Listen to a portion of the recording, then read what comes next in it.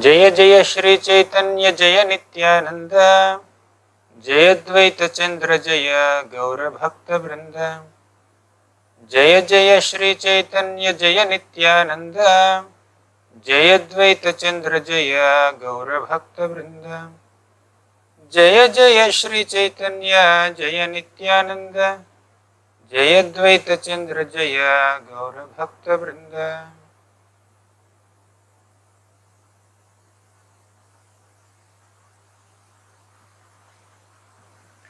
Hare Krishna. Welcome to Caitanya Pravaha online course. Today is the second day of our course. On the first day, we have covered the first two chapters of Adilila of Caitanya-caritamrita. Today, we will start from the third chapter. In the first chapter of Adilila, we have seen that Kaviraj Goswami begins his wonderful literature with a Mangalacharan that constituted 14 shlokas. So these 14 shlokas put together constitute the auspicious invocation of this book, and these 14 shlokas are explained in the first 7 chapters of Adilila. In these 14 shlokas, first 6 shlokas describe Chaitanya Tattva, and the next 5 shlokas describe Nityananda Tattva, and the later 2 shlokas describe Advaita Tattva, and the last shloka describes Pancha Tattva. These 14 shlokas put together constitute Mangalachara. Now, in the first chapter of Adilila, we have seen Kaviraj Goswami's elaborate explanation on the first 2 shlokas. The first shloka was Vande Gurun Isha Bhaktan Isham Ishavatarakan Tat Prakashamsya Tat Shaktihi Krishna Caitanya Samyakam. So, the Supreme Lord Krishna or Krishna Caitanya Mahaprabhu has 6 features. So these 6 diversities of the absolute truth are described in the first shloka. Vande Gurun. Guru is the first feature of the Lord. So Gurus are 2 types, Diksha Guru and Siksha Guru. And Siksha Guru is again 2 types, Antaryami and Bhakta Sreshta, means the super soul and a great devotee. That is Guru. Then Isha Bhaktan. Devotees are of 2 types. So the devotees are Parishads and also sadhakas. Parishads means those who are eternal associates of the Lord. Sadhakas means practicing devotees. Vande Gurun Isha Bhaktan. Isha means the Supreme Lord. Isha Avatarakan. The Lord also has multiple incarnations. So there are Gunavataras, there are Shaktyavesha Avataras, there are Amsha Avataras. So there are, that is called Avatar Tattva. Vande Gurun Isha Bhaktan Isham Isha Avatarakan Tat Prakasham. The Lord also has Prakasha, means expansions or manifestations. They are of 2 types, Prakasha Vigrahas and Vilasa Vigrahas. Prakasha Vigrahas are those expansions of the Lord that are innumerable, but they have similar physical features and emotions. And Vilasa Vigrahas are those manifestations of the Lord that are innumerable, they are numerous, but they have different physical features and little emotions are also different. So that is about Prakasha. Vande Gurun Isha Bhaktan Isham Isha Avatarakan Tat Prakashamsya Tat Shaktihi. Shakti means the potencies of the Lord. They are of 3 types, Lakshmi Gana, Mahishi Gana and Gopi Gana. Lakshmi Gana means the goddesses of fortune in Vaikuntha. Mahishi Gana means the queens of Dwaraka. Gopi Gana means the gopis of Vrindavan. So these are the 3 types of potencies. So in this way, Kaviraj Goswami elaborately describes the first shloka that presents the 6 diversities of absolute truth. 6 features in which the Supreme Lord manifests. So that is the explanation of the first shloka. And the second shloka of Mangalacharan was that Sri Krishna, Chaitanya and Nityananda, they both appear in the horizon of Gaudiya Desh. And they appear like sun and moon, and they dissipate the darkness. Vande Sri Krishna Chaitanya Nityanandau Sahoditau Gaudodaye Pushpavantau Chitrau Shamdau Tamonudau. So I offer my respectful obeisances unto Sri Krishna Chaitanya and Nityananda, who are like sun and moon, who have risen from the Gaudiya horizon, eastern horizon, and they dissipate the darkness of hearts of people. means they destroy the ignorance in our hearts. While the material sun and material moon destroy the darkness in this world, the sun and moon of Nityananda and Gauranga destroy the ignorance in our hearts. So, and because they appear together simultaneously, it is Chitrau, it is very wonderful. And Shamdau, they bestow auspiciousness upon all of us. How do they bestow auspiciousness? They bestow auspiciousness through two kinds of Bhagavatas, book Bhagavata and person Bhagavata. Tamonudau, they destroy the darkness. So in this way, Kaviraj Goswami explained the second shloka of Mangalacharan. So the explanation on the first and second shlokas of Mangalacharan is the subject matter of the first chapter of Caitanya-caritamrita, Adilila. Now in the second chapter, we have seen the explanation of the third shloka of Mangalacharan. In the third shloka of Mangalacharan presents the Vastu Nirdesha or the objective of this book, Caitanya-caritamrita. What is the objective of this book? The objective of Caitanya-caritamrita is the Supreme Lord Krishna or Krishna Caitanya Mahaprabhu. And Yadadvaitam Brahmopanishadi Tadapyasya Tanubha. So that Supreme Lord Krishna or Krishna Caitanya Mahaprabhu has three features: Brahman, Paramatma and Bhagavan. What is said to be Brahman in the Upanishads is nothing but the effulgence, bodily effulgence of that Supreme Lord. And the personality who presents in everybody's hearts, the super soul, is nothing but a partial representation of that Supreme Lord. And he himself is Bhagavan, who is filled with all six opulences. So thus Brahman, Paramatma and Bhagavan are the three features of the absolute truth. So, and that absolute truth, Krishna himself took the form of Lord Caitanya Mahaprabhu. That's the subject matter of the third shloka. And this shloka is elaborately explained by Kaviraj Goswami by quoting 4 Bhagavatam shlokas. Actually 5, but mainly 4. So first shloka was Vadanti tat tattvavedaha tattvam yajnanam advayam brahmeti paramatmeti bhagavan iti shabdyate. Means great seers of truth understand that Supreme Personality of Godhead or the Absolute Truth to be having 3 features. They are Brahman, Paramatma and Bhagavan.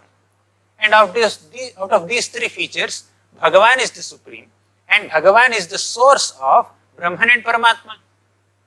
So that is established. And now next point is, who is that Bhagavan? Bhagavan is Narayana. Yes, definitely Bhagavan is Narayana. But Bhagavan is Krishna also. Between this Narayana and Krishna, who is Supreme? So to establish this point, Kaviraj Goswami quotes another shloka from Bhagavatam, from the 14th chapter of the 10th canto of Bhagavatam, that is from the prayers of Lord Brahma after Brahma Vimohana Leela. So Brahma says, Brahma stands in front of Krishna in a very apologetic tone and Brahma prays, Narayanastvam nahi sarvadehinam. So my dear Krishna, are you not the source of Narayana? So many Narayanas, so many Vishnumurti forms emanated from you and they again merged back in you. So you are the source of Narayana. So all this Mahavishnu, Garbhodakasaya Vishnu, Kshirodakasaya Vishnu, they are all manifestations of the Supreme Lord Krishna. Krishna is the source and Narayana is an expansion. People may think that, oh, Narayana has 4 hands and Krishna has only 2 hands, so Narayana must be the source and Krishna is just an avatar. People may think like that, but Bhagavatam and Brahma conclusively establishes that Krishna is the source and Narayana is an incarnation or an expansion of that Krishna. So that is established. And after this, after establishing Krishna as the source of Narayana also, Kaviraj Goswami further quotes Srimad Bhagavatam and he quotes the Paribhasha Sutra, the most important shloka of Bhagavatam. Ete cham sakala pumsaha Krishnastu Bhagavan Swayam Indrarivyakulam lokam ridayanti yuge yuge. So in the Srimad Bhagavatam, Suta Goswami describes various incarnations and finally Suta Goswami also says that Krishna is a part of all this big list of incarnations, and at the end he says that all these incarnations are either expansions or expansions of Purushavatara, but Krishna is not an expansion, He is Krishnastu Bhagavan Swayam. He is the source of all incarnations. He himself is directly the personality of Godhead. So after this, Kaviraj Goswami also quotes this top shloka from Bhagavatam, one of the most important shlokas that describe the 10 topics of Srimad Bhagavatam. Atra sargo visargascha sthanam poshanamutayah manvantaresha nukatha nirodho muktirashriyah. So these are the 10 topics of Bhagavatam, and the 10th topic called Ashraya is the shelter of all the remaining 9 topics. So that 10th topic is prominently discussed in the 10th canto of Bhagavatam, and in the 10th canto of Bhagavatam the main subject matter is Lord Krishna and his pastimes. Just like 10th topic and 10th canto is the shelter of all other cantos and all other topics, Krishna is the Supreme Lord who is the source and the shelter of all the other incarnations and personalities mentioned in the other cantos of Bhagavatam.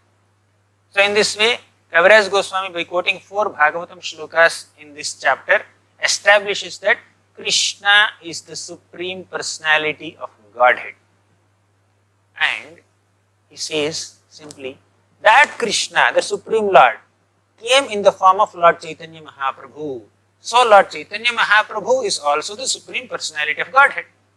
And that Supreme Lord, Sri Krishna Caitanya Mahaprabhu, is the objective of my book, Sri Caitanya-caritamrita. So that is a quick summary of the first 2 chapters of Adilila. So the first 7 chapters of Adilila are quite philosophical, technical. There are so many concepts, philosophical descriptions. So that's why I revised in the first 10 minutes, I revised the first 2 chapters. Now we will enter the 3rd chapter. So 3rd chapter of Adilila explains the 4th shloka of Mangalacharan. What was the 4th shloka of Mangalacharan? We have seen in the first session. So 4th shloka of Mangalacharan describes the external reasons for Lord Caitanya Mahaprabhu's descent on this planet.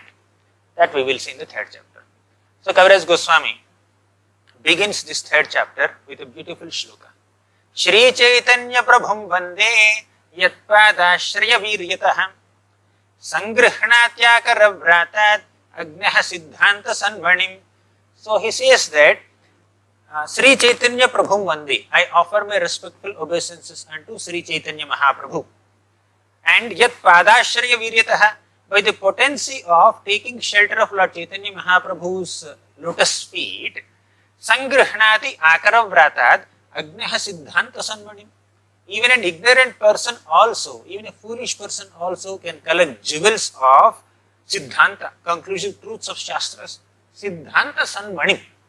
So Siddhantas or conclusive truths are considered manis. They are like precious gems. So by Lord Caitanya Mahaprabhu's mercy, one can understand Shastra. One can understand Siddhanta. So now let us glorify that Lord Caitanya Mahaprabhu. So in the next shloka, means in the 4th shloka of Mangalacharan, Kaviraj Goswami says, Anarpita charim chirat karunaya avatiranaha kalau. We discussed the meaning of the shloka in the first episode. I will again revise. Anarpita charim chirat karunaya avatiranaha kalau. Samarpayitum unnata ujjvala rasam swabhakti shriyam. Harihi purata sundara kadambadjiti sandipitaha sada hridaya kandare sphuratavaha Sachinandanaha.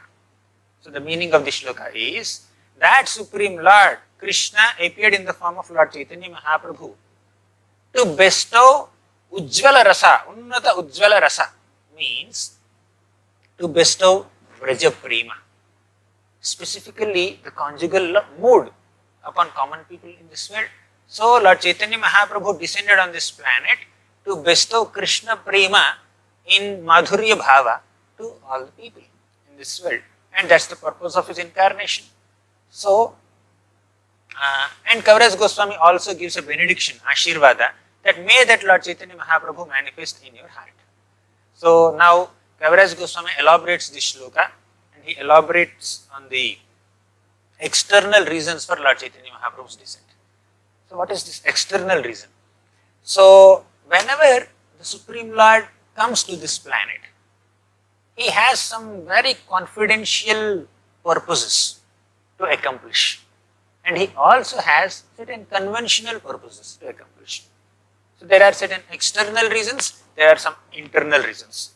There are more personal and deep reasons, and there are certain generic reasons, right? So those generic reasons are described in this third chapter, and confidential reasons are described in the next chapter, fourth chapter. So now, before understanding Lord Caitanya Mahaprabhu's reasons for his descent, let us first analyze Krishna's reasons. Why did Krishna appear on this planet? Kaviraj Goswami says that Supreme Lord Krishna is the Lord of Goloka, and he exists there eternally, and once in a day of Brahma, he comes to this planet, this earthly planet. And now Brahma's day constitutes 14 manvantaras. So Brahma's one day has 1000 Divya Yugas. One Divya Yuga is equivalent to 4 Yugas. Satya Yuga, Treta Yuga, Dwapar Yuga, Kali Yuga. These 4 Yugas put together is called one Divya Yuga. It is also called Chatur Yuga. Like that, there are 1000 Chatur Yugas in one day of Brahma. So in this one day of Brahma, there are 14 manvantaras. Manvantara is about 71.25 Divya Yugas, and during this Manvantara, one Manu would rule this universe, rule this earth. So now Lord Krishna appeared at the end of Dwapar Yuga of the 28th Yuga cycle of this 7th Manvantara. So that's how Krishna appeared. And why did Krishna appear? So there are the reasons for Krishna's appearance are twofold. Krishna also has some external reasons and internal reasons. Okay, so Krishna mainly appears to relish some loving exchanges with his intimate devotees, and Krishna also appears for other reasons to establish dharma. Krishna says in Bhagavad Gita, Paritranaya sadhunam vinashaya cha dushkritam dharma samsthapanarthaya sambhavami yuge yuge. I appear millennium after millennium to do what? To do dharma samsthapana, and means to establish dharma and to protect devotees and to punish the miscreants. So Krishna says, but these are not the main reasons for Lord Krishna's descent. So Krishna has much more important reasons for his descent. That is to relish intimate loving exchanges with his devotees. And Krishna says that I have appeared for intimate loving exchanges with my devotees, and I also established dharma. So after accomplishing these two tasks, Krishna goes back to the spiritual world. And after going back to the spiritual world, Krishna started thinking, oh, I have not bestowed Krishna Prema. Definitely I had so many intimate loving exchanges with many devotees, but I have not bestowed Krishna Prema and Vraja Prema, the mood of Vrindavan, upon common living entities, common people. So Krishna was thinking that, yeah, many people perform bhakti unto Krishna, but they perform bhakti in a reverential mood, considering Krishna to be a great king and a majestic personality, the absolute truth, the creator, the maintainer, the destroyer, the controller, the master, the proprietor, the enjoyer. So these are all definitely the eternal designations of Krishna, roles of Krishna. But Krishna likes to identify himself more as lover of his devotees rather than a creator, maintainer, etc. So there are two types of bhaktis. One is Vaidhi Bhakti, second is Raga Bhakti. So Vaidhi Bhakti means to worship Krishna following certain rules and regulations in the scriptures. So that kind of worship is more formal, more official and more reverential. But Raga Bhakti means to have a spontaneous loving attraction towards serving Krishna, and that's more voluntary and much sweeter. So this Vaidhi Bhakti is not that appealing to Krishna in comparison to Raga Bhakti. So Krishna says about the limitations of Vaidhi Bhakti.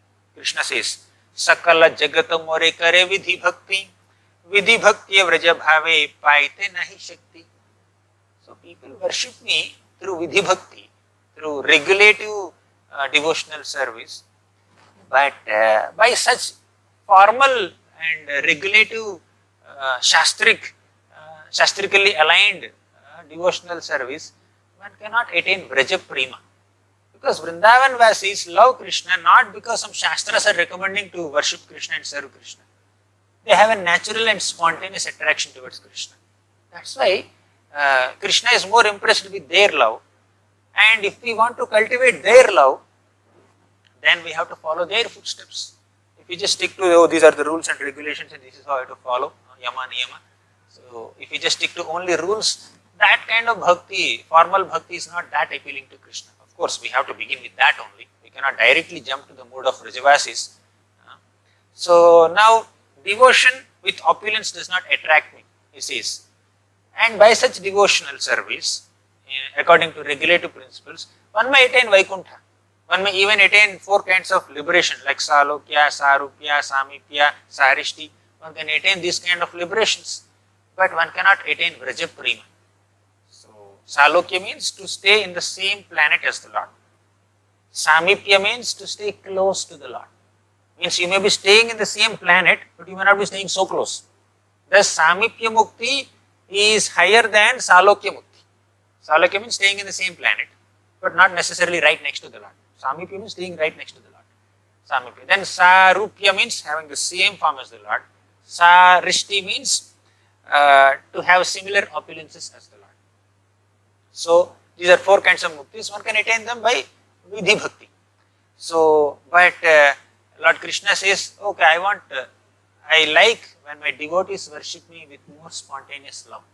So, he has taken a decision. I will appear as Lord Caitanya Mahaprabhu. I will appear as Krishna Chaitanya. I will personally practice bhakti in the mode of Vrajavasis and teach common people how to perform bhakti following the footsteps of Vrajavasis. So, I shall inaugurate the Yuga Dharma of Sankirtan. So, means anyways, I feel like giving Vraja Prema to common people. I will also establish Yuga Dharma, which is Harinam Sankirtan. So, and how will I do that? I will not go like a just an instructor or a teacher or the Lord. I will go like a devotee. I will personally practice Yuga Dharma. I will personally chant the holy names of Krishna. I will take the role of a devotee and then teach people. He says, Apani karimu bhakta bhava angikare, apani achari bhakti sikhai musabhare. Bhakta bhava angikare. I will accept the mode of a devotee and I will teach how to perform bhakti to common people. So with these intentions, Krishna descended as Lord Caitanya Mahaprabhu. Now, we have seen 2 reasons for Lord Caitanya Mahaprabhu's descent. One is, he wanted to give Vraja Prema to all of us. So he wanted to teach how to perform bhakti unto Krishna following the footsteps of Vrajavasis. Second reason is, he wanted to establish Yuga Dharma, which is Harinama Sankirtana. Now, in this chapter, Kaviraj Goswami also presents various Shastric references where Lord Caitanya Mahaprabhu's appearance is predicted in this Kali Yuga. In the 10th canto of Bhagavatam, there is one incident where Gargamuni comes to Nanda Maharaj's house to perform the name-giving ceremony of Krishna and Balaram.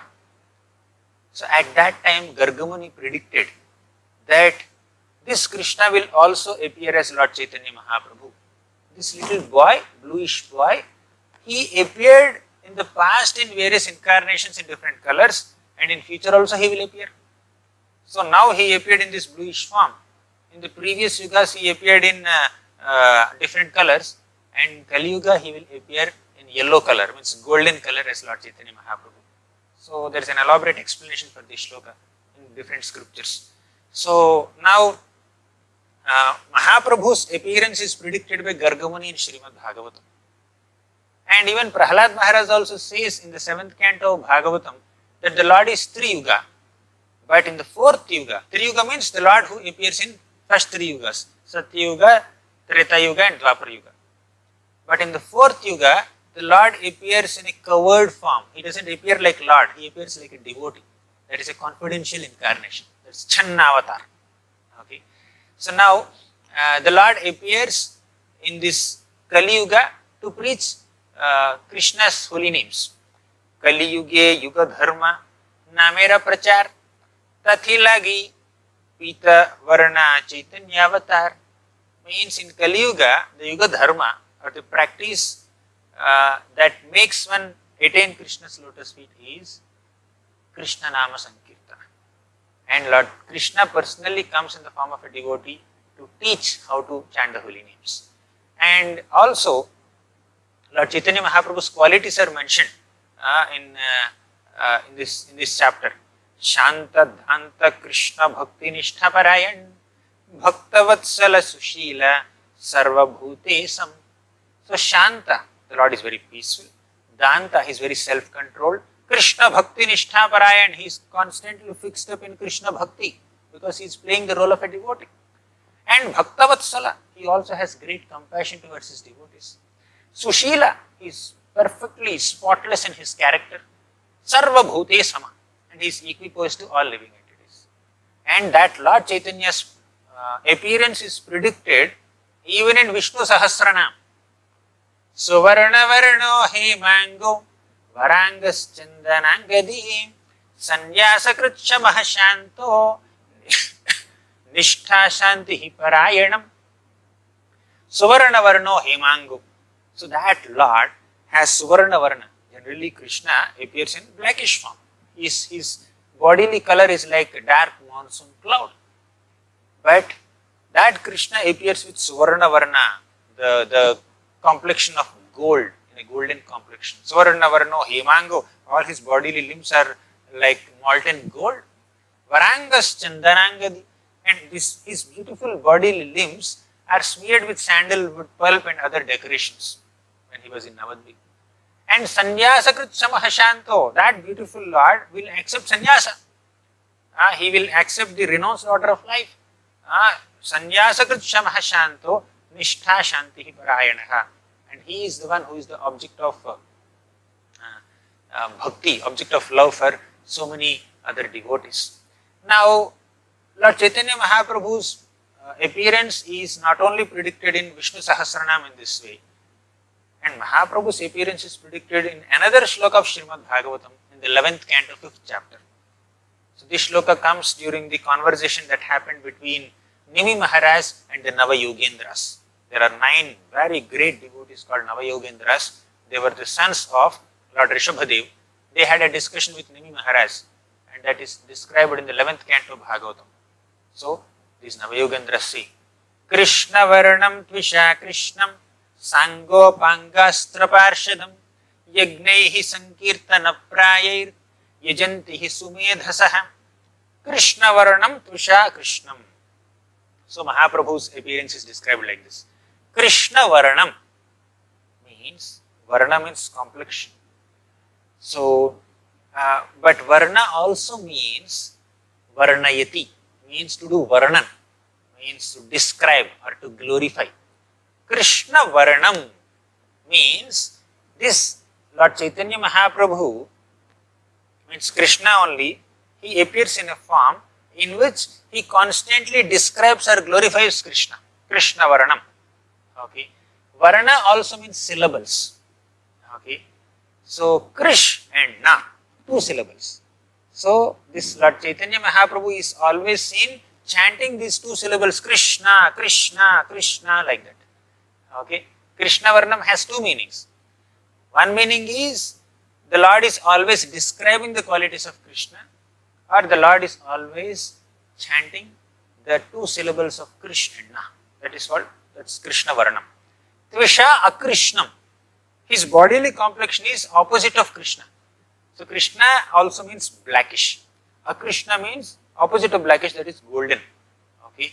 So that Krishna appears in a golden form, not in a blackish form, in a golden form, and chants his own names.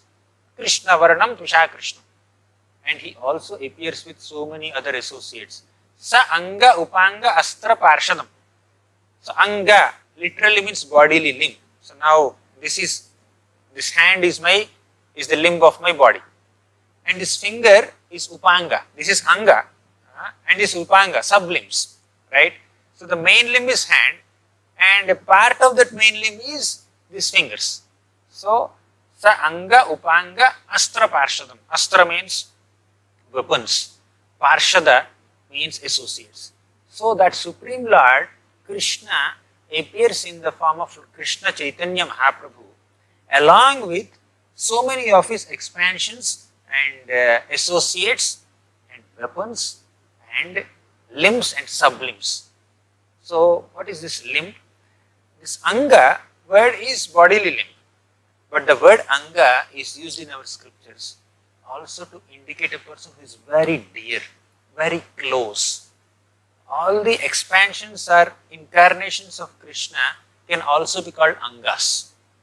Means they are very close to the Lord. They are just directly coming from the Lord. So here the limbs of Lord Caitanya Mahaprabhu are considered Nityananda and Advaita. They are like main limbs. And other devotees who are connected to Nityananda and Advaita, they are considered sublimbs, extended limbs. Right? So, sa anga upanga astra parshadam. Astra means weapons. So, Lord Caitanya Mahaprabhu doesn't carry any weapon. Krishna may carry Sudarshan Chakra, Kaumudiki, Gada, Sanga, bow. And Lord Ramachandra also may carry a bow. And in various incarnations, the Lord holds so many weapons. But here, Lord Caitanya Mahaprabhu does not have any weapon to kill people. His weapon is the holy name. His weapon is his own bodily beauty. So, by his bodily beauty, he will captivate the minds of people, and by his sweet words and preaching and compassionate glances, he can transform the hearts of even demoniac people. So, sa anga upanga astra parshadam. Parshadam means his associates. In this way, Lord Caitanya Mahaprabhu descends on this planet along with so many of his devotees to establish Yuga Dharma, to spread the holy names of Krishna. And yagnaihi sankirtana prayehi yajantihi sumedhasaha. Lord Caitanya Mahaprabhu expands this sankirtana, means congregational chanting of the holy names of Krishna. And yajantihi sumedhasaha. Very intelligent people only can take to this process of Krishna consciousness and chant the holy names of the Lord. Although every single living entity is potentially a servant of Krishna and devotee of Krishna, unfortunately, those who actually realize that they are servants of Krishna and lovers of Krishna are very few. Devotees are minority. Although Lord Caitanya Mahaprabhu comes on this planet with to show mercy upon everyone, but only intelligent people, only spiritually elevated beings, only people who have elevated consciousness, they can surrender to Krishna. So now the Lord is identified, the Lord is worshipped by such great devotees. So we discussed this Krishna Varnam Shloka also. And further, Kaviraj Goswami also quotes Jiva Goswami's one shloka. Jiva Goswami composes a very nice shloka to explain this shloka, Krishna Varnam Shloka. He says, Antaha Krishnam Bahir Gauram Darshitangadi Vaibhavam Kalau Sankirtanadyaisma Krishna Caitanya Mashritaha. Antaha Krishnam Bahir Gauram. Internally, he is Krishna. But externally, Gaura. He has a golden complexion. So, the Supreme Lord Krishna appears as a devotee in this Kali Yuga, as Lord Caitanya Mahaprabhu. He is Krishna only internally, but externally he appears in a golden form. And then he constantly is seen chanting the holy names of Krishna like a devotee of Krishna. So, we have discussed two reasons, two external reasons for Lord Chaitanya's descent. One reason is that the Lord wanted to bestow Vraja Prema upon all of us. Second reason is he wanted to establish Yuga Dharma, means chanting the holy names of the Lord by personally acting like a devotee. There is the third reason also that is described in the rest of this chapter. The third reason was Lord Advaitacharya personally performed worship to Lord Krishna and requested him, please descend on this planet, O Lord. So Advaitacharya appeared before Lord Caitanya Mahaprabhu. Whenever the Lord descends on this planet, first he sends some of his devotees. Before Lord Ramachandra's appearance, Dasharatha Maharaj appeared, Kausalya, Sumitra, Kaikeyi, all of them appeared. Before Lord Krishna's appearance, Vasudev, Devaki, Nanda Maharaj, Yashoda Mai, and many such devotees also appeared before Krishna's appearance. Like that, whenever the Lord appears on this planet, first he sends some of his devotees, and these devotees will appear as Krishna's parents, or elder brothers or other relatives and gurus, teachers. So like that, first devotees appear and make certain preparations for the Lord's appearance. So Lord Caitanya Mahaprabhu, before his appearance, he had sent Advaitacharya. Advaitacharya appeared. And Advaitacharya has seen this people in this world extremely materialistic. So, keha pape, keha punye, kare vishaya bhoga, bhakti gandha nahi yate, yaya bhava roga. Some people are doing papa, simple activities. And some people were doing pious activities, good activities. Papa and punya both they are doing. But their aim is vishaya bhoga only. Some people are trying to enjoy an essential plane through sinful activities. And some people are trying to enjoy an essential plane through pious activities. They also want material enjoyment only, ultimately. So people are just caught up in this material piety and material sin. And bhakti gandha nahi, even little smell of bhakti is also not there in many people in this Kali Yuga. So Advaitacharya has seen this materialistic mentality of common people and he was so concerned. That is the nature of a devotee. A pure devotee is always concerned about the condition of common people. Personally, a pure devotee does not have any problems. But his biggest problem is when he sees common people suffering because of lack of Krishna consciousness, he becomes so concerned. He becomes so compassionate. He prays to the Lord, my dear Lord, please show some mercy upon these fallen conditioned souls so that they can take your shelter. That's what Prahalad also prayed to Lord Narasimhadev. So, out of compassion, our Advaitacharya, he started offering prayers to Krishna. He loudly called out, Krishna, please appear. When you personally appear and teach common people how to chant the holy names of Krishna, how to perform Krishna bhakti, then they will take to Krishna consciousness. So he worshipped Shaligram Shila with Ganges water and Tulasi leaves. So, apane Sri Krishna yadi karena avatar, apane achari bhakti karena prachar. If Krishna personally descends on this planet, he can personally practice bhakti and teach all of us how to perform bhakti. So, with this intention, Advaitacharya constantly worshipped the Lord Krishna with Tulasi and Ganges water. And when Krishna is offered little Tulasi and Ganges water, he becomes so obliged to the devotee.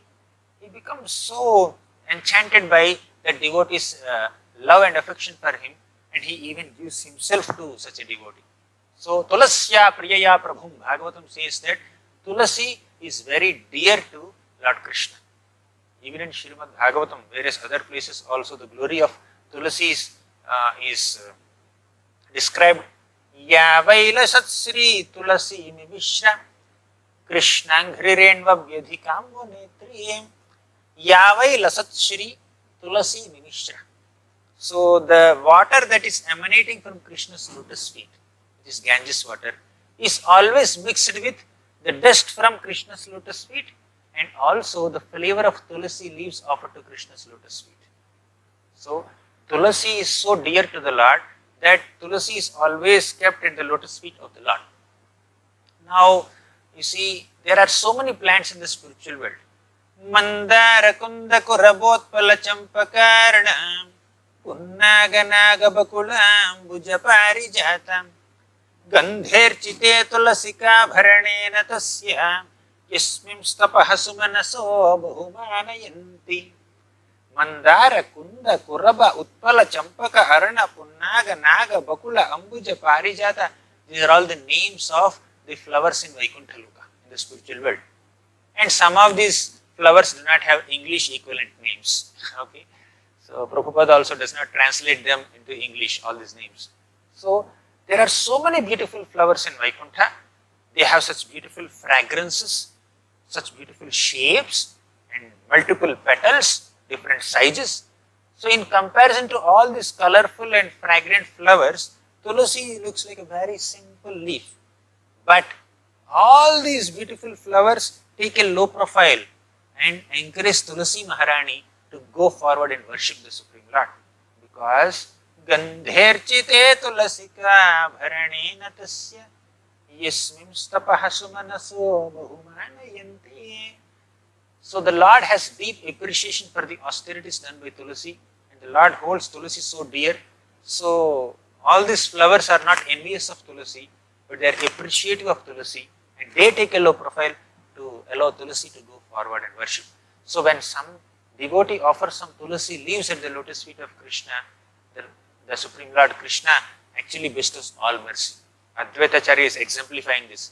So Advaitacharya is offering Tulasi leaves and Ganges water to Krishna, and Krishna is obliged to respond to the loud call and request and prayer of Advaitacharya, and he appeared as Lord Caitanya Mahaprabhu to fulfill the request of Advaitacharya. Tulasi dala matrena jalasya chulukenava vikrinite swam atmanam bhaktebhyo bhaktavatsalaha. So just by little Tulasi and little Ganges water, Krishna becomes so obliged to the devotee that vikrinite, he becomes purchased by a devotee. You can purchase Krishna not with money, not with jewels, not with gold, not with silver, but with Tulasi leaves. Right? So the Lord becomes purchased by such a devotee, and bhaktebhyo bhaktavatsalaha. He is called Bhaktavatsala. He has so much affection for his devotees. So the Lord agreed to come as Lord Caitanya Mahaprabhu. Of course, he has pre-planned also. So now, in this context, Kaviraj Goswami also quotes another beautiful shloka from Bhagavatam. Tvam bhakti yoga paribhavita hritsaroja asye srutekshita patho nanunatha pumsam yadyadhyata urugaya vibhavayanti tattattva puhu pranayase sadanugrahaya. Tvam bhakti yoga paribhavita hritsaroja. When a devotee's hearts are completely 100% immersed with bhakti yoga, hritsaroja asya srutekshita patho nanunatha pumsam. That Supreme Lord Krishna enters their ear holes through the form of sound vibrations of Srimad Bhagavatam and stays within the lotus hearts of such devotees. And yadyadhyata urugaya vibhavayanti tattatvapuhu pranayase sadanugrahaya. In whatever forms that the devotees contemplate upon the Lord will reciprocate with those devotees in those particular forms. Some devotees have their favorite form as Lord Ramachandra. Some devotees love Krishna's form so much. Some devotees love Krishna's form as Dwarkadhish so much. And some devotees love Krishna's form as a cowherd boy in Vrindavan so much. So in that similar forms, Krishna reciprocates with all his devotees. Some devotees may love 400 form of Krishna so much. So like that, the Lord is very eager to reciprocate with the love and devotion of his devotees according to their expectation. So here Kaviraj Goswami says that Advaitacharya worshipped Krishna, and Advaitacharya expected that Krishna comes in the form of a devotee to bestow some mercy upon common people. So the Lord appeared in the form of a devotee. This is another very important reason for Lord Caitanya Mahaprabhu's descent. So we discussed three external reasons for Lord Caitanya Mahaprabhu's descent. Number one, to bestow Vraja Prema on common people. Number two, to establish Yuga Dharma. Number three, to fulfill the prayer of Advaitacharya. So these are the three external reasons for Lord Chaitanya's descent. We should not think that, oh, these are external reasons. Bahyavatara Karan. So I need not take them seriously. Actually, at our stage, these external reasons are more relevant for us than the internal reasons. Internal reasons are more confidential. So they are, these internal reasons are centered around the greatness of Radharani and her love for Krishna.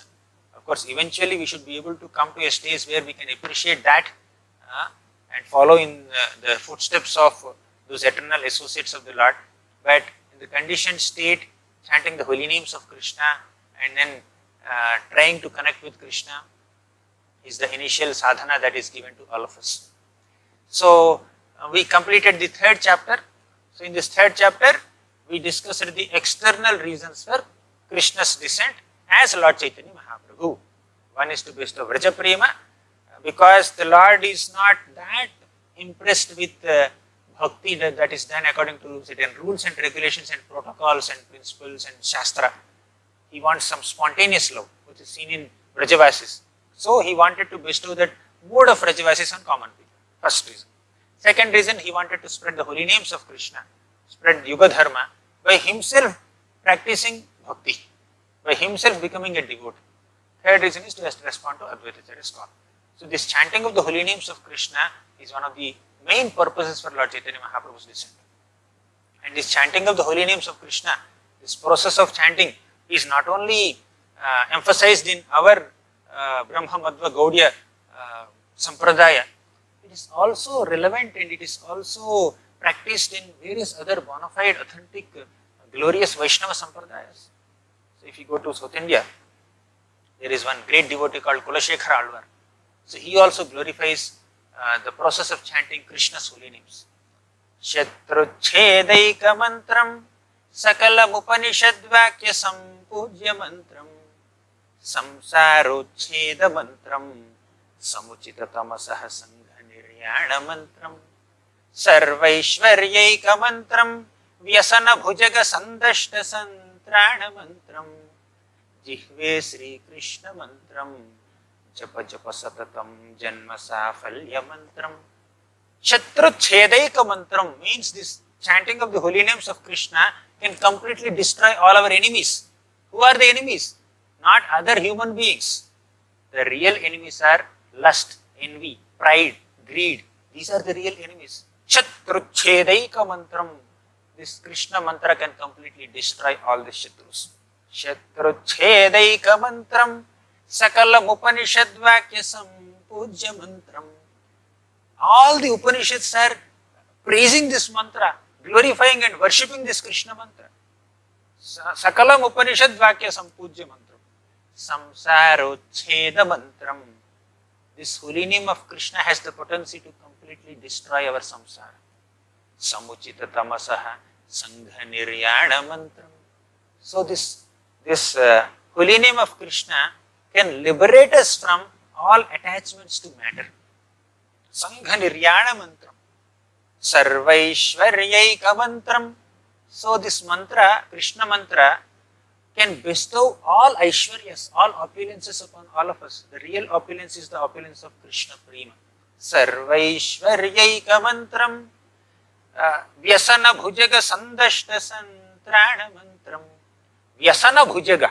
Vyasana means unwanted desires for material enjoyment. Vyasana Bhujaga. All these sense gratificatory desires are compared with snakes. Vyasana Bhujaga Sandashta Santrana Mantram. So when someone chants Krishna mantra, all these snakes will be mellowed down. Means a snake charmer, we use it in mantras and then subdue the snakes. Similarly, when we chant the Krishna mantra, all the snakes of material desires are subdued completely. Jihve Sri Krishna mantram. With your tongue, please chant the holy names of Krishna. Japa japa satatam janma safalya mantram. Constantly chant the holy names of Krishna. Janma safalya mantram. All your life will be successful. So with this, let's conclude the third chapter.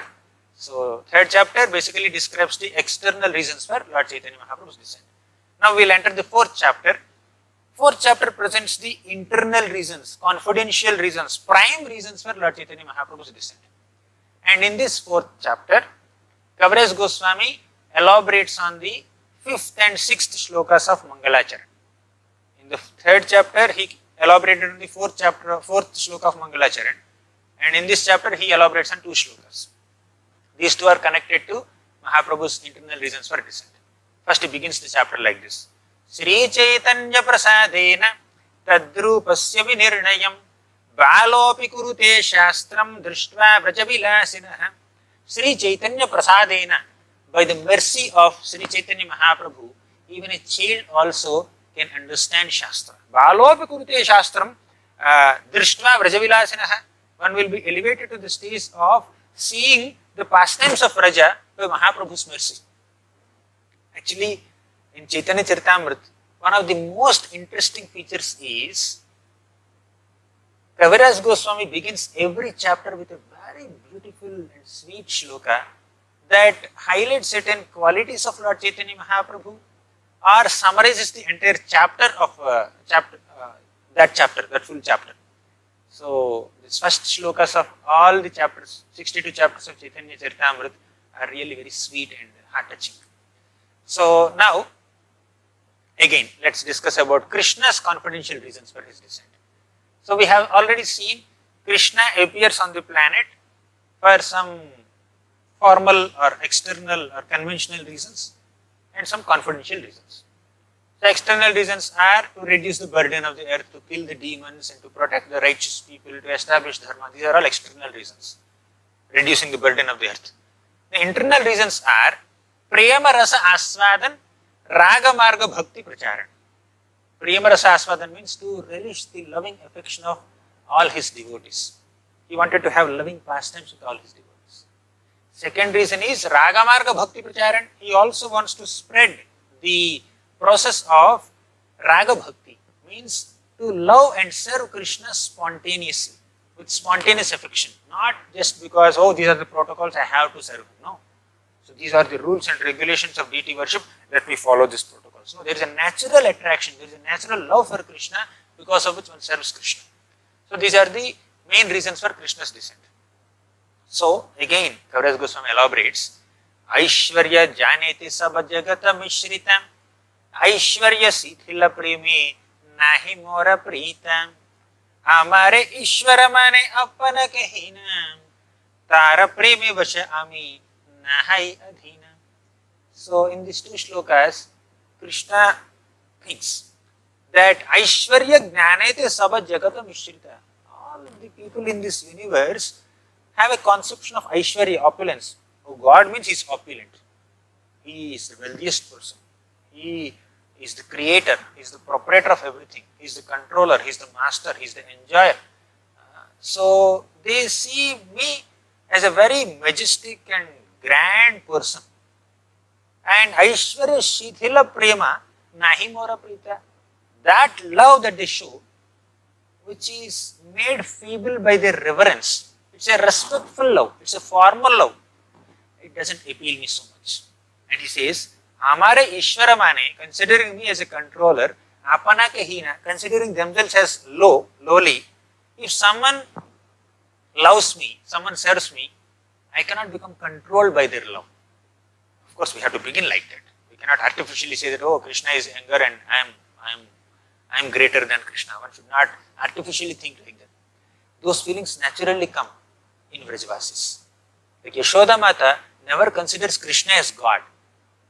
Yashoda Mata always considers Krishna as her dear child. Even if Krishna is 100 years old, Yashoda sees Krishna as a 5-year-old or 10-year-old boy only. And makes Krishna sit on her lap.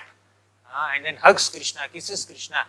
Considering Krishna always her child. Although Krishna lifts Govardhan mountain in front of everyone, he shows all his powers, Mother Yashoda always loves Krishna as a child only.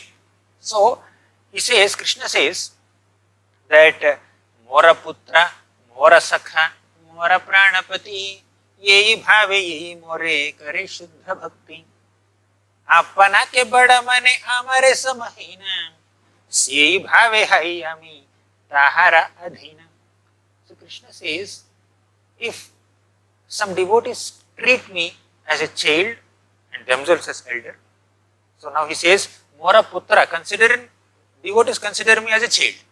Mora Sakha, or some devotees consider me as a friend.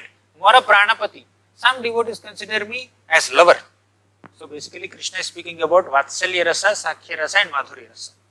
So gopis consider, younger gopis, Madhurya gopis consider Krishna as their lover.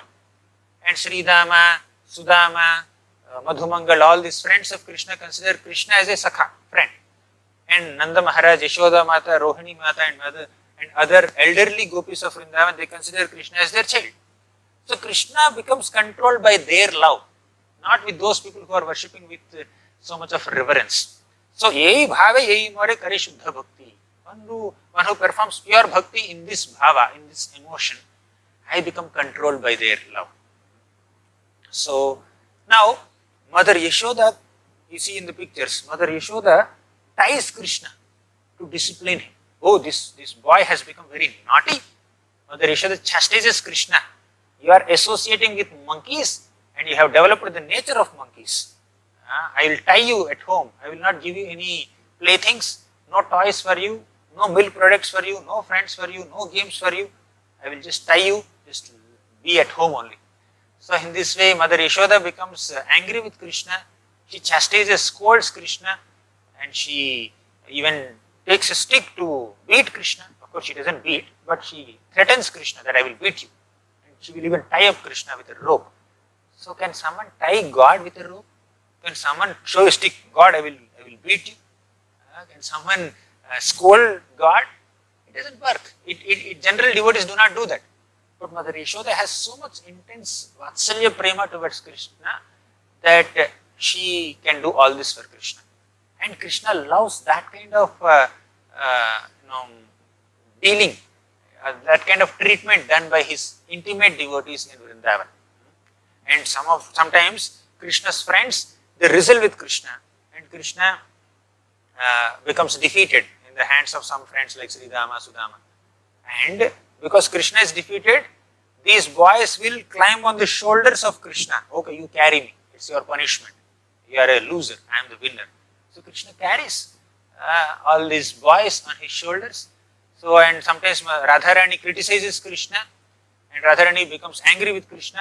Krishna will go and then fall at her feet and then begs, oh please, please don't become angry with me. Show some mercy upon me. So will God beg someone like that? Beg for someone's love? Because all this can happen in Vrindavan, and Krishna wants to bestow this kind of love of God upon common people. That's the reason why he came as Lord Caitanya Mahaprabhu. So now by the influence of Yogamaya, the gopis are imbued with the sentiment of considering Krishna as their paramour. Although some of these gopis are married to some other men, still they love Krishna only as paramour. So that is called Madhurya Rasa. Madhurya Rasa has actually two flavors. One is Swakiya, second is Parakiya. Swakiya Rasa means that is exhibited by the queens of Dwaraka, because they are officially wedded queens of Krishna, so their love is wedded love. But even without any wedding only, the gopis love Krishna. That is called Parakiya Rasa, which is on a higher stage. Even the social obligations and the moral codes and the society's regulations cannot bind the gopis to stop their expression of love for Krishna. Their emotions and expressions cannot be controlled by all these Vedic customs and all. Their love for Krishna constantly flows towards Krishna like Ganges flows towards the ocean. So, Lord Caitanya Mahaprabhu accepted the mood of these gopis, and he wanted to perform loving devotional service unto Krishna in their mood, right? So, now Lord Caitanya Mahaprabhu had two intentions: to taste that prema of these Madhurya devotees, the gopis, and to propagate Nama Sankirtan. Okay, that's why he has come. That is, one is external, one is internal. One is he has his private reason. I want to taste the mood of the gopis.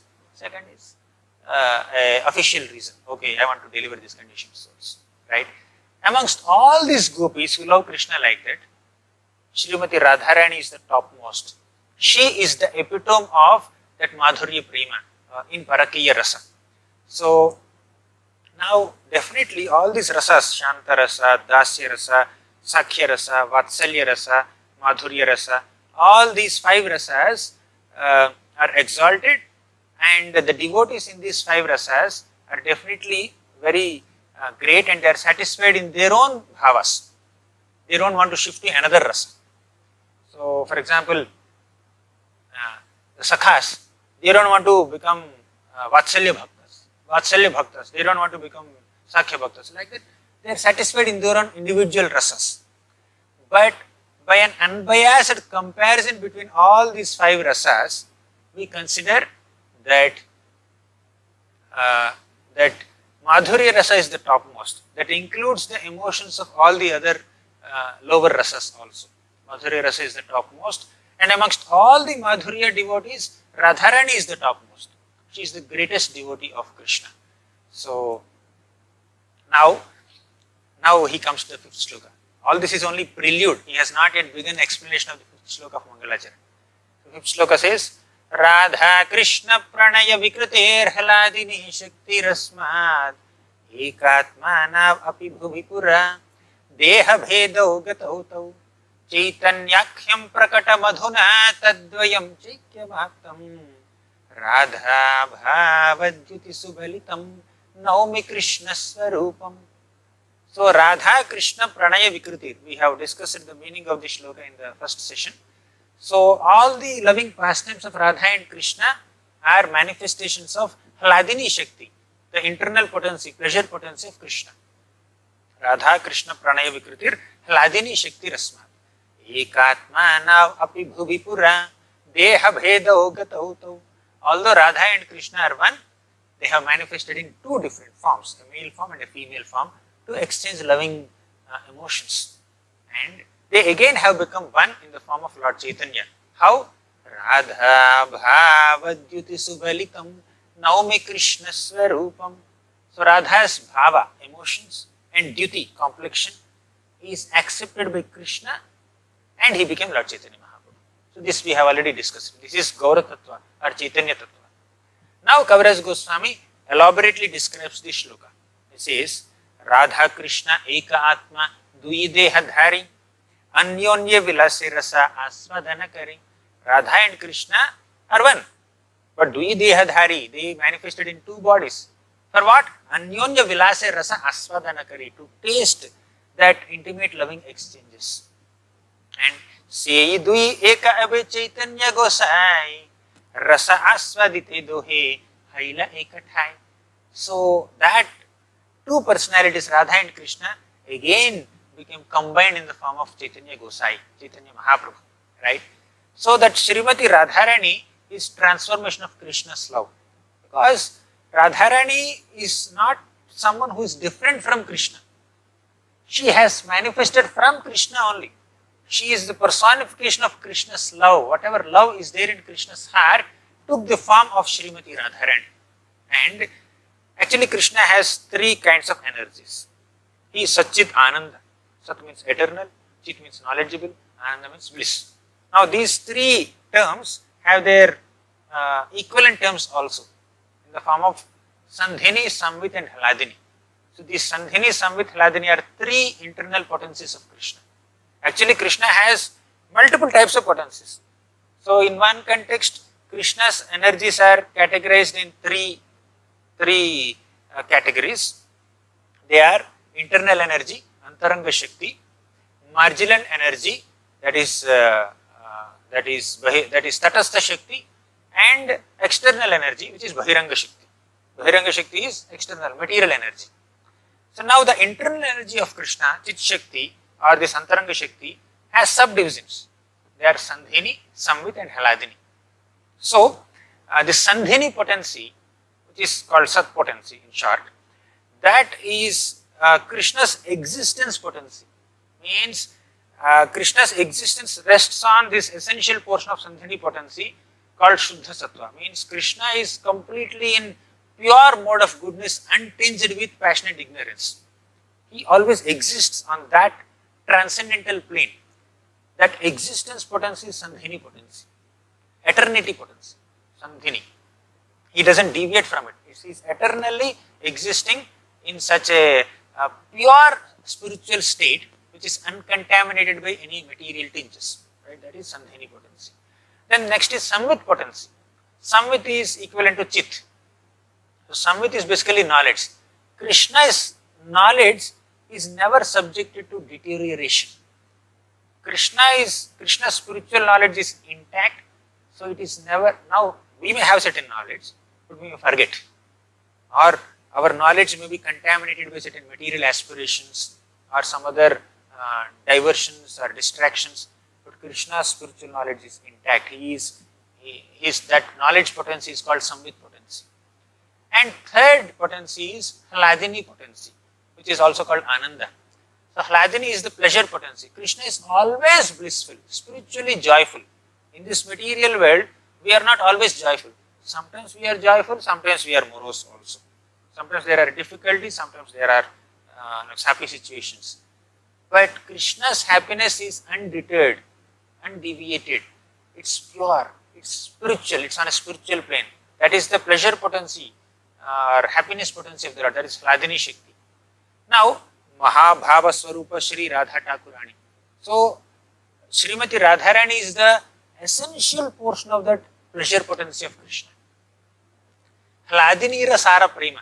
So the essence of Hladini, essence of this pleasure potency is prema, love. And prema sara bhava means the essence of love is to have emotions. That is bhava. And the essence of bhava is mahabhava, intensified emotions, right? So you can get happiness when you have love, right? And that love is expressed through emotions. And the deepest emotions are called mahabhava. And the personification of that emotional love which causes greatest spiritual joy is Srimati Radharani. So Srimati Radharani is the Mahabhava Swarupa of Krishna. The innermost confidential, essential portion of Krishna's pleasure potency takes the form of Srimati Radharani. That is her identity. It may sound very technical, this whole analysis, but to simplify things, Srimati Radharani is personification of Krishna's pleasure, Krishna's love. So she took the form of Srimati Radharani. That pleasure potency took the form of Radharani. And that Radharani expands herself. So Krishna expands himself into so many forms, so many Vishnu forms and many other incarnations. Similarly, Radharani also expands herself into Lakshmi Gana, Mahishi Gana and Gopi Gana or Vrajadevi Gana. Gopi Gana are also called Vrajadevi Gana. We have discussed it in the previous session. So now Radharani is the crest jewel of all the consorts of Krishna. So Radharani is the consort of Krishna. And Radharani's expansions are the consorts of Krishna's expansions. Okay. So similarly, in this way, Radharani is the source of the pleasure of Krishna and all the expansions of Krishna. Govindanandini Radha. So Radha is Govinda Anandini. She causes Ananda to Govinda also. Govinda means one who gives Ananda to everybody. One who gives Ananda to senses and cows. He is called Govinda. But who gives Ananda to Krishna? Radharani gives. Govinda Nandini Radha Govinda Mohini Govinda Sarvasva Sarvakanti Shiromani. So Govinda Anandini Radha, Radharani causes happiness to Govinda and she attracts Govinda. And Govinda Sarvasva, she is the everything of Govinda. And Sarvakanta Shiromani, she is the crest jewel of all the consorts of Krishna in his various expansions. Now, another beautiful shloka comes in this context, glorifying Srimati Radharani. Devi Krishnamayi Prokta Radhika Paradevata Sarva Lakshmi Mayi Sarva Kantihi Sammohini Para. Devi Krishnamayi Prokta. So Radharani is Devi, she is the supreme goddess. Krishnamayi, she is filled with Krishna. Her existence is nothing but Krishna. Krishnamayi, she is completely filled with Krishna. Devi Krishnamayi Prokta Radhika Paradevata. The Srimati Radharani is the Paradevata, she is the supreme goddess. And Sarva Lakshmi Mayi Sarva means she is the combination of all Lakshmis. So Lakshmi is considered goddess of fortune and she brings so much of auspiciousness. But the combination of all Lakshmis is Srimati Radharani. She is the source and origin of all Lakshmis. Sarva Lakshmi Mayi Kantihi Sammohini Para. And she also attracts even Krishna. And Radharani is compared with 7 oceans by a great devotee called Prabodhananda Saraswati. He says that Vaidagya Sindhur Anuraga Rasaika Sindhur Vatsalya Sindhurati Sandra Krupaika Sindhur Lavanya Sindhur Amrita Chavi Rupa Sindhur Shri Radhika Spuratu Me Hridikeli Sindhu. It's not there in the presentation, it's from a different scripture written by Prabodhananda Saraswati, not from Caitanya-caritamrita. So Radharani is Vaidagya Sindhur. She is an ocean of virtues. Vaidagya Sindhur, Anuraga Rasaika Sindhur. She is also the ocean of Anuraga, love for Krishna. Anuraga Rasaika Sindhur, 2 oceans. Vaidagya Sindhu, Anuraga Rasaika Sindhur. Vatsalya Sindhur means she is also an ocean of affection for all the devotees. Vatsalya Sindhur. Vatsalya Sindhur, Ati Sandra Kripaika Sindhur. Kripa means mercy. Sandra Kripa means condensed mercy. Atisandra Krapaika Sindhu means extremely condensed mercy. She is an ocean of extremely condensed mercy. Atisandra Krapaika Sindhu. Lavanya Sindhur Amrita Chavi Rupa Sindhur. Lavanya Sindhu means she is an ocean of beauty, loveliness. Lavanya Sindhur Amrita Chavi Rupa Sindhu means she is also she is an ocean of beauty. Amrita Chavirupa Sindhu means her beauty is so nectarian. And Lavanya Sindhur Amrita Chavirupa Sindhur Shri Radhika Sprotami Hridi Keli Sindhu. May I take shelter of the Srimati Radharani, who is Keli Sindhu, means she is an ocean of pastimes, of so many loving pastimes with Krishna. So in this way Srimati Radharani is abode of all qualities. That's why she can attract even Krishna.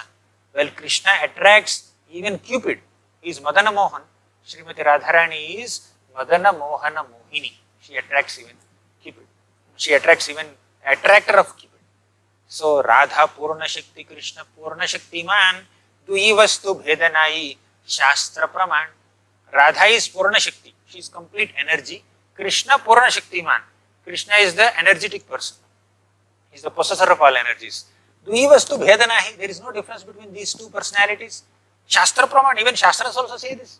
Means that energy and energetic are one and the same. Energy cannot exist without an energetic person. And energetic person has no meaning without energy. Thus energy and energetic person are one and the same. They exist together. There is no difference between them. But they manifest as two different personalities, Radha and Krishna. Right? So they are like musk and scent, fire and heat. You cannot separate fire and heat. Without fire, heat cannot exist. Without emanating heat, fire cannot be called as fire only. So fire and heat are one. Similarly, Radha and Krishna are one. Musk and scent. So musk is very fragrant and scent is coming out of it. So they exist together. You cannot separate musk from scent. Right? But they exist together. Similarly, Radha and Krishna are one. So now, Krishna develops deep appreciation for Srimati Radharani's love for him. And he was inspired, he was excited to accept her emotions when she loves him. So, Radhikara Bhava Murti Prabhura Antara Sei Bhave Sukha Dukha Uthe Nirantara.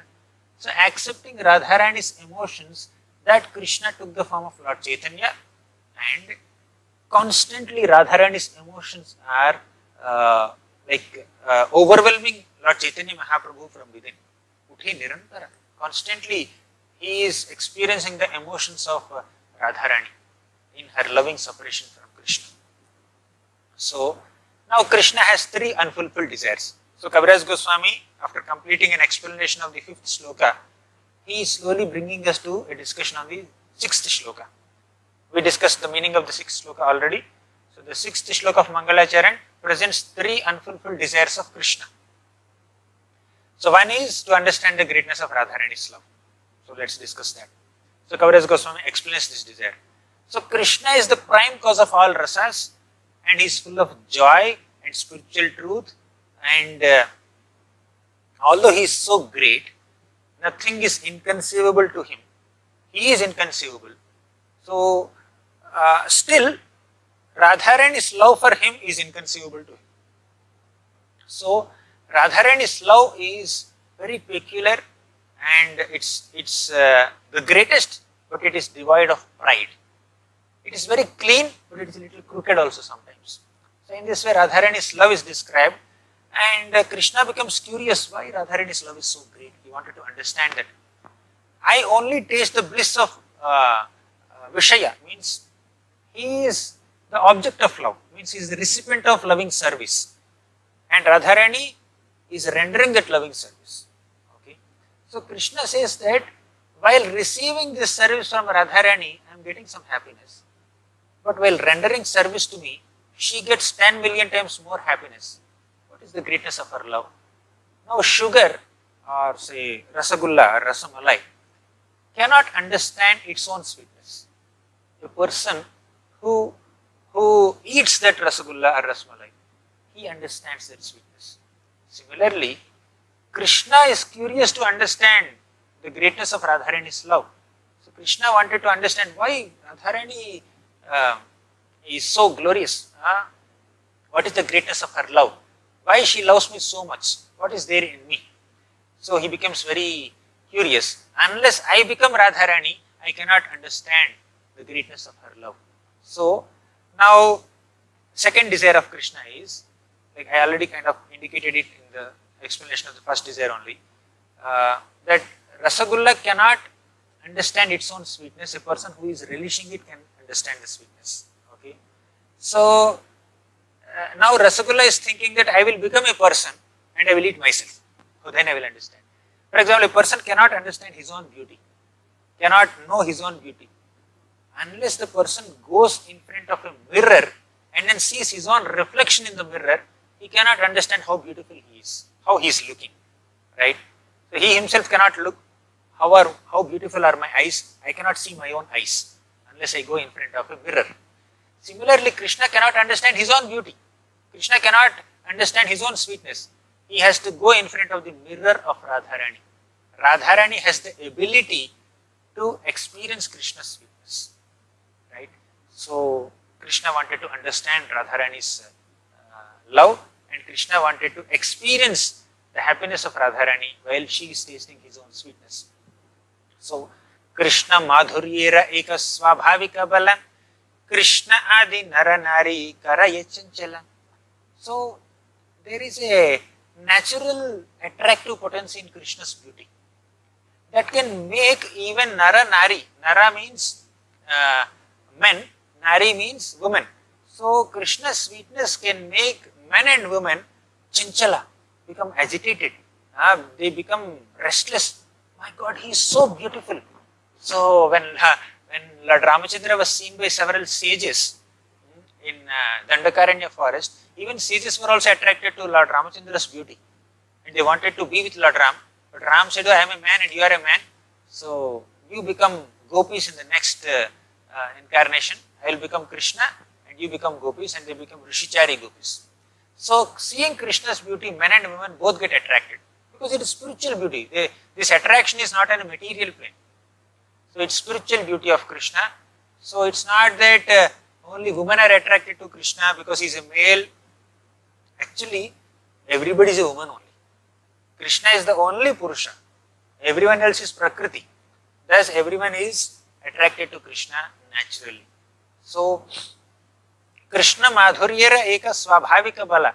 There is a natural strength in Krishna's madhurya. It can make everybody become restless, become so desirous of tasting Krishna's beauty.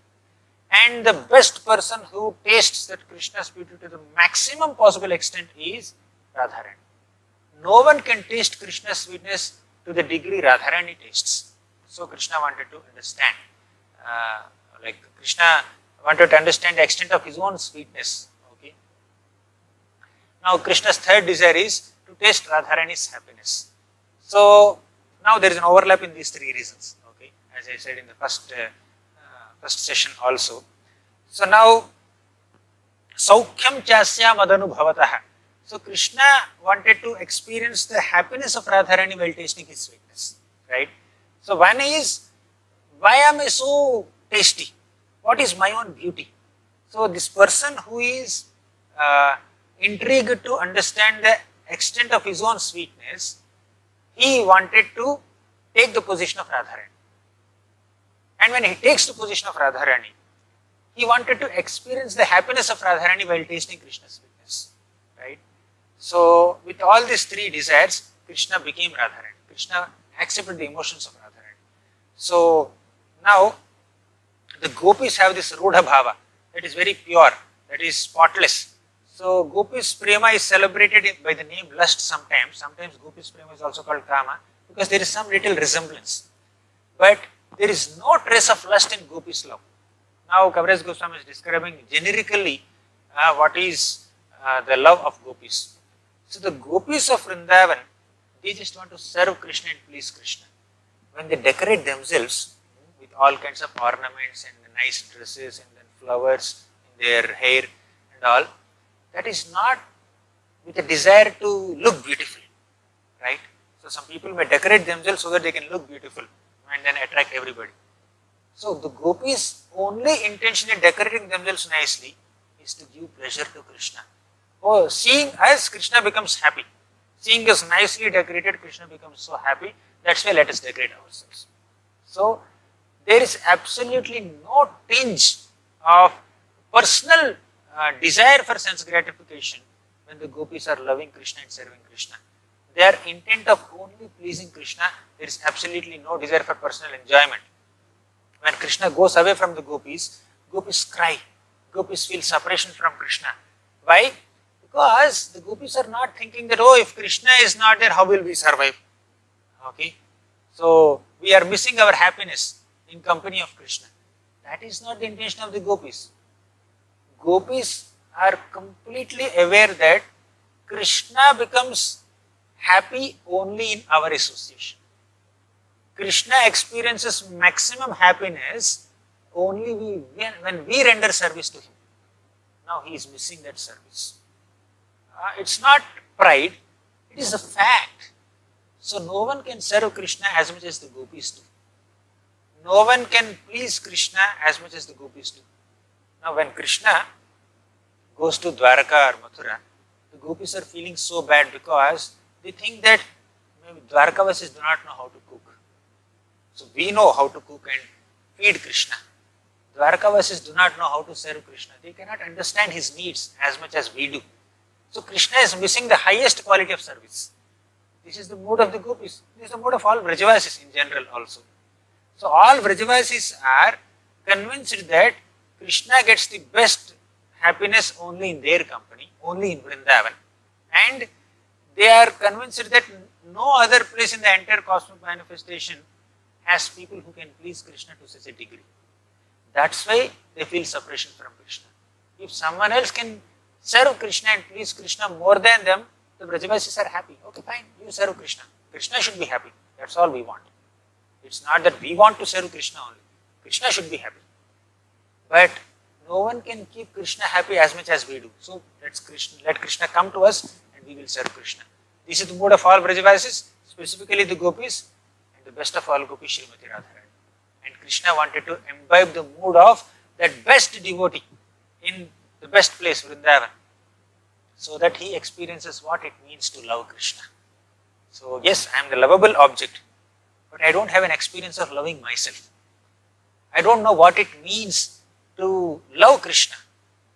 I am receiving the love of so many of my devotees, but how do my devotees love me?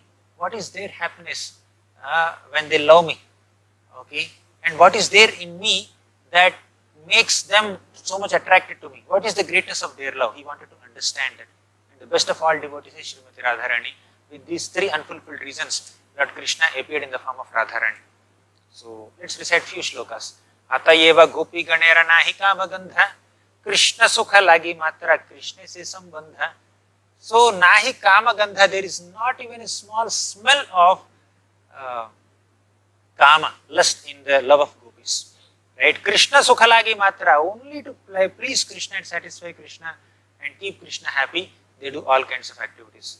Atma sukha dukhe gopira nahika vichar, Krishna sukha hetu cheshta mano vyavahar. So there is no desire for personal enjoyment, they always endeavor to keep Krishna happy. Kama gandha hina swabhavika gopi prema, nirmala ujjvala shuddha yena dagdha hima. So the difference between love and lust is as much as the difference between gold and iron. Gopi's love is like gold, pure molten gold. And amongst all the gopis, Srimati Radharani is the topmost. Yatha Radha Priya Vishnoho Tasyaha Kundam Priyam Tatha. Radharani and Radhakund are very dear to Krishna. And Krishna wanted to experience Radharani's emotions. That's why he took the form of Lord Caitanya Mahaprabhu. Now, finally, Kaviraj Goswami quotes this 6th shloka. Shri Radhaya Pranaya Mahima Kidrisho Vanayaiva Swadyo Yenadbhuta Madhurima Kidrisho Vamadiyaham Saukhyam Chasya Madanubhavataha Kidrisham Veti Lobhat Tadbhavadhyaha Samajanishachi Garbhasindho Harinduhu. We already discussed the meaning of the shloka elaborately. But to conclude the whole discussion, Kaviraj Goswami says, in the end of this fourth chapter, he says that Krishna has 5 senses. All these 5 senses of Krishna are completely satisfied only when they come in contact with Radharani. When Krishna's eyes see Radharani, Krishna's eyes are satisfied. When Krishna touches Radharani, Krishna's sense of touch is satisfied. When Krishna hears Radharani speak or sing, Krishna's ears are satisfied. And Krishna smells the natural fragrance emanating from the transcendental spiritual body of Radharani, his nose is completely satisfied. So in this way, only Srimati Radharani can completely satisfy all the senses of Krishna. Next, Krishna satisfies everybody's senses. By seeing Krishna, Srimati Radharani is completely satisfied. For example, okay, let's take example of Vrindavan. Krishna enters Vrindavan playing a flute. Vrindavan means the forest of Vrinda, where Krishna enters along with the gopas and cows and calves and Balaramji. Varha Pidam Natavarapapuhu Karanayo Karnikaram Bharadvasaha Kanakakapisham Vaijayantim Chamalam Randhran Venor Adhara Sudhaya Purayan Gopa Vrindair Vrindaranyam Swapada Ramanam Pravishad Gita Kirtihi. So in this way Krishna enters Vrindavan. When Krishna enters Vrindavan while playing his flute, he expertly blends the sound of his flute with the natural sounds of Vrindavan. What are the natural sounds of Vrindavan? Birds are chirping, cows are moving, and cool breezes of Vrindavan are making the trees move, and that is creating some little sound. And there are so many water bodies and waterfalls in Vrindavan. The flow of the waters and the fall of these waters is creating another kind of sound. So these are all natural sounds in Vrindavan, and Krishna blends his flute song with those natural sounds of Vrindavan. And when you hear the flute song of Krishna, your ears are completely satisfied. And as Krishna is walking in Vrindavan, this whole scene where Krishna is entering Vrindavan along with the cows and the gopas completely satisfies our eyes. And when the natural fragrance of Krishna's body mixed with the fragrant garlands that he wears enters our nostrils, our nose is completely satisfied. When we utter the name of Krishna, when we eat Mahaprasad of Krishna, our tongue is completely satisfied. And when we touch Krishna's deity form, our sense of touch is completely satisfied.